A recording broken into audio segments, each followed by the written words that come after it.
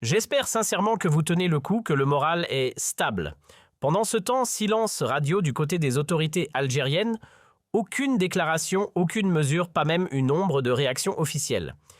Et pendant qu'elle tergiverse une certaine madame, ou devrais-je dire cette intrigue, j'espère sincèrement que vous tenez le coup, que le moral est stable. Pendant ce temps, silence radio du côté des autorités algériennes, aucune déclaration, aucune mesure, pas même une ombre de réaction officielle. Et pendant qu'elle tergiverse une certaine madame, ou devrais-je dire cette intrigante aux allures de Miss continue de tisser ses fils invisibles autour des organes les plus névralgiques de l'État. Oui, vous avez bien compris, une emprise toxique presque théâtrale sur les piliers de notre appareil sécuritaire, en particulier la gendarmerie nationale, ainsi que sur le monde feutré de la justice avec le tribunal de Montreuil en ligne de mire. L'Algérie attend, pendant qu'elle règne. 20 jours se sont écoulés depuis que l'affaire Hamlaoui a explosé comme une bombe à retardement sur la scène algérienne, et pourtant elle s'efface déjà dans les coulisses de l'oubli. L'indignation s'est évaporée, le tumulte s'estompe et l'omerta s'installe confortablement. Côté autorité, c'est le vide intersidéral, aucune prise de parole, pas l'ombre d'un communiqué, pas même un semblant de réprimande pour un certain Mohamed. Le mutisme est total. À défaut de clarté, on nous sert des murmures officieux, des confidences anonymes qui chuchotent qu'elles auraient été temporairement écartées le temps, paraît-il, de conclure une enquête. Une enquête laquelle mystère complet. Aucun détail, aucune transparence. Circuler, il n'y a rien à voir. Qu'on ne dise pas qu'il n'y a pas de preuve, 2 hommes, dont Yacine, ont eu le courage de lever le voile publiquement. Sans se cacher, sans trembler, ils ont livré un témoignage glaçant, détaillé, implacable. Dans 2 longues confessions, ils ont exposé l'envers du décor des humiliations physiques, des privations de nourriture. J'espère sincèrement que vous tenez le coup, que le moral est stable. Pendant ce temps, silence radio du côté des autorités algériennes, aucune déclaration, aucune mesure, pas même une ombre de réaction officielle. Et pendant qu'elle tergiverse une certaine madame, ou devrais-je dire cette intrigante aux allures de Miss continue de tisser ses fils invisibles autour des organes les plus névralgiques de l'État. Oui, vous avez bien compris, une emprise toxique presque théâtrale sur les piliers de notre appareil sécuritaire, en particulier la gendarmerie nationale, ainsi que sur le monde feutré de la justice avec le tribunal de Montreuil en ligne de mire. L'Algérie attend, pendant qu'elle règne. 20 jours se sont écoulés depuis que l'affaire Hamlaoui. J'espère sincèrement que vous tenez le coup, que le moral est stable. Pendant ce temps, silence radio du côté des autorités algériennes, aucune déclaration, aucune mesure, pas même une ombre de réaction officielle. Et pendant qu'elle tergiverse une certaine madame, ou devrais-je dire cette intrigante aux allures de Miss continue de tisser ses fils invisibles autour des organes les plus névralgiques de l'État. Oui, vous avez bien compris, une emprise toxique presque théâtrale sur les piliers de notre appareil sécuritaire, en particulier la gendarmerie nationale, ainsi que sur le monde feutré de la justice avec le tribunal de Montreuil en ligne de mire. L'Algérie attend, pendant qu'elle règne.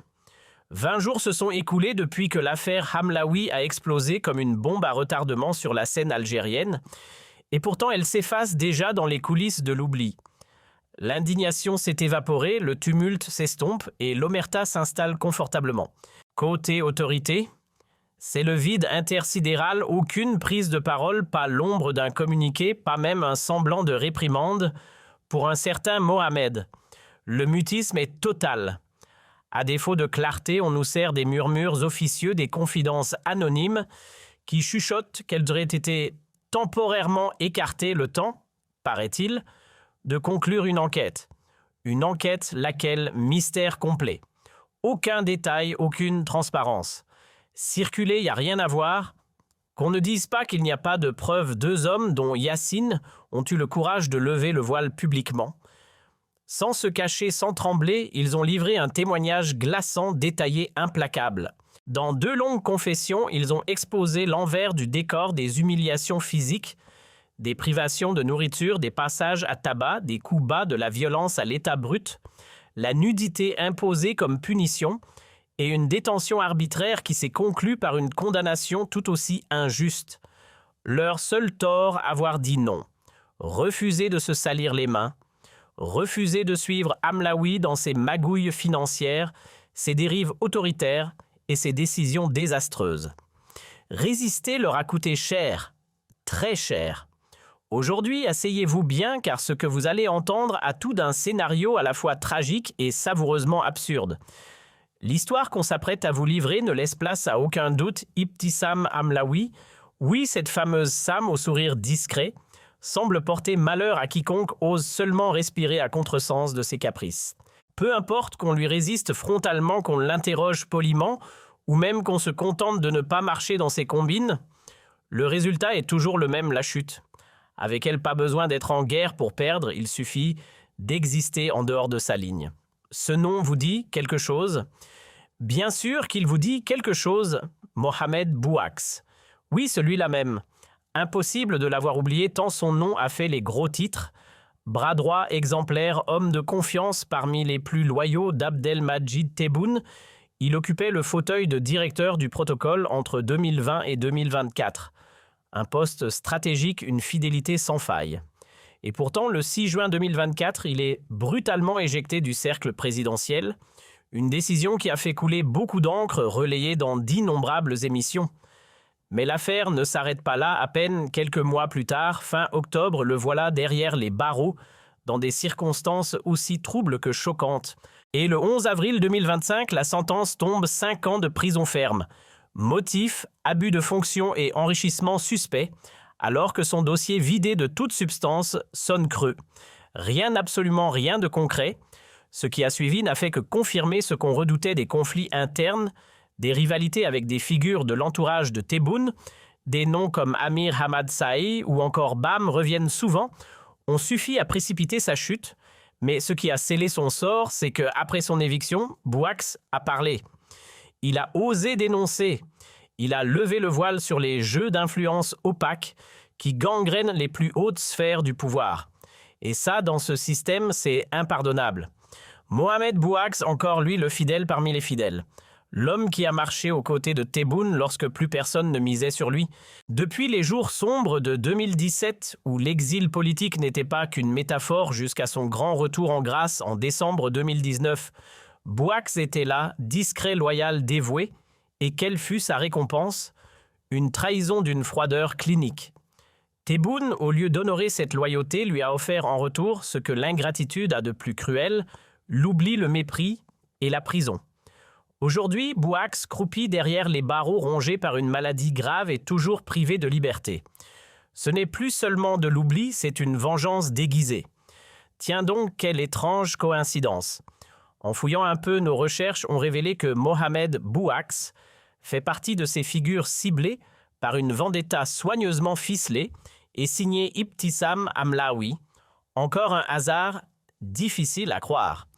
Tout porte à penser que l'ex-directeur du protocole n'a pas seulement été évincé, il a été visé poignardé dans le dos avec précision. Mais pourquoi? Que s'est-il passé exactement selon plusieurs sources concordantes, une quinzaine de jours avant sa disgrâce officielle actée le 6 juin 2024? Bouax, affaibli par la maladie et engagé dans une bataille personnelle contre ses douleurs, aurait choisi de faire un acte de charité, un geste sincère, une sadaka pour apaiser son cœur et implorer une guérison divine. Rien de plus noble. Et pourtant, c'est là que tout aurait basculé. Pour accomplir sa sadaka, Mohamed Bouax n'a pas choisi un lieu au hasard. Il a voulu que son geste ait du sens, que son don touche ceux qui en ont le plus besoin. Il s'est donc tourné. J'espère sincèrement que vous tenez le coup, que le moral est stable. Pendant ce temps, silence radio du côté des autorités algériennes, aucune déclaration, aucune mesure, pas même une ombre de réaction officielle. Et pendant qu'elle tergiverse d'une certaine madame, ou devrais-je dire cette intrigante aux allures de Miss continue de tisser ses fils invisibles autour des organes les plus névralgiques de l'État. Oui, vous avez bien compris, une emprise toxique presque théâtrale sur les piliers de notre appareil sécuritaire, en particulier la gendarmerie nationale. J'espère sincèrement que vous tenez le coup, que le moral est stable. Pendant ce temps, silence radio du côté des autorités algériennes, aucune déclaration, aucune mesure, pas même une ombre de réaction officielle. Et pendant qu'elle tergiverse d'une certaine madame, ou devrais-je dire cette intrigante aux allures de Miss continue de tisser ses fils invisibles autour des organes les plus névralgiques de l'État.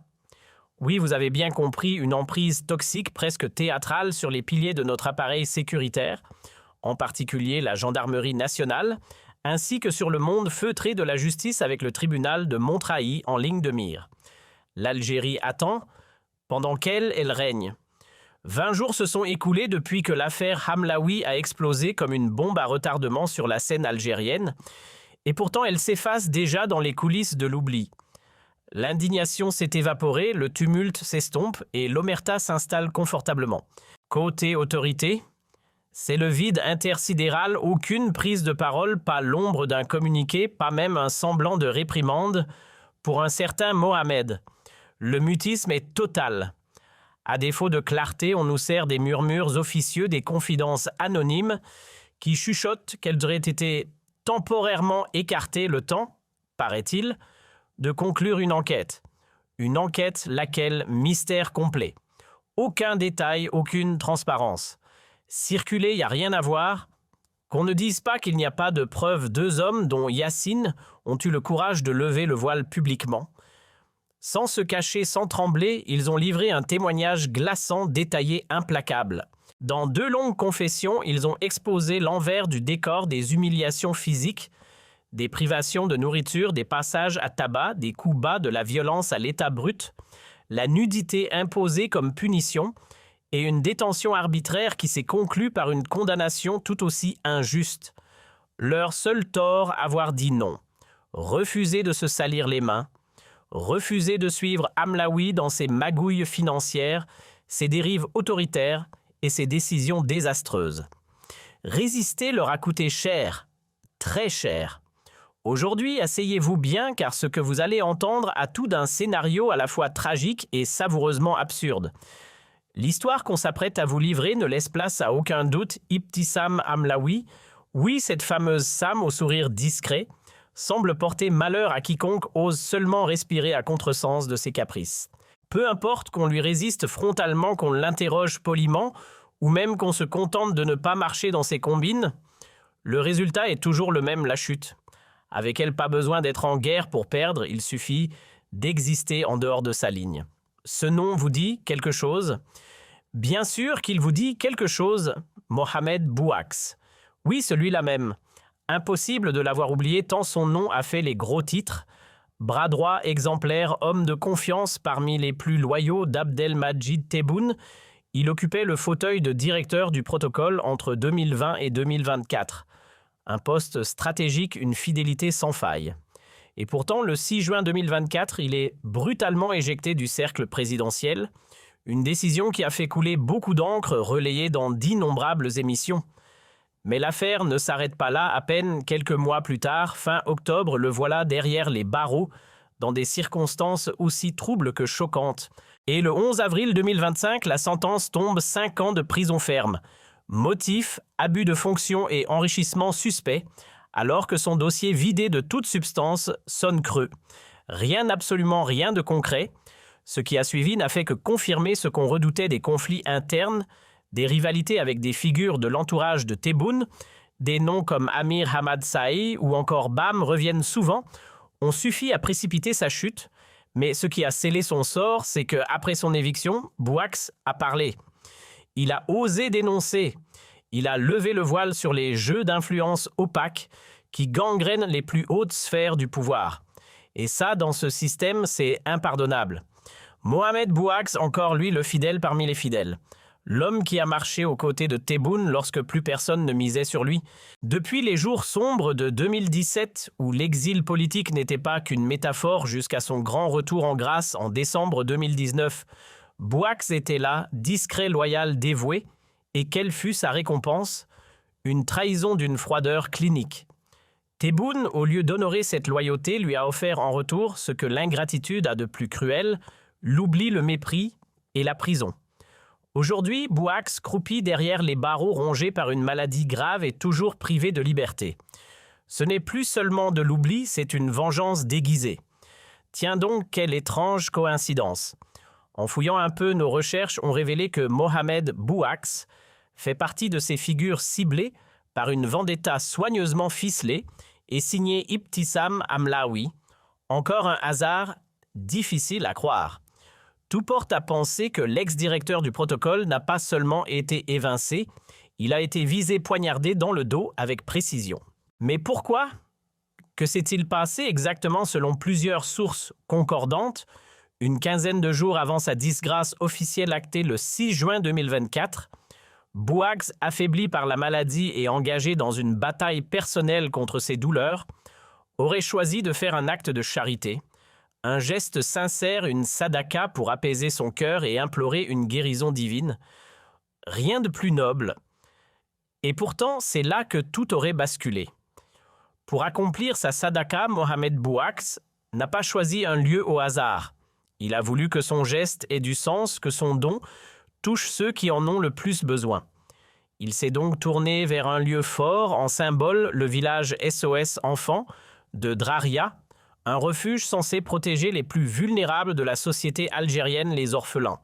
Jadis géré par une ONG autrichienne réputée ce havre d'humanité, a longtemps été un modèle de solidarité depuis les années 90.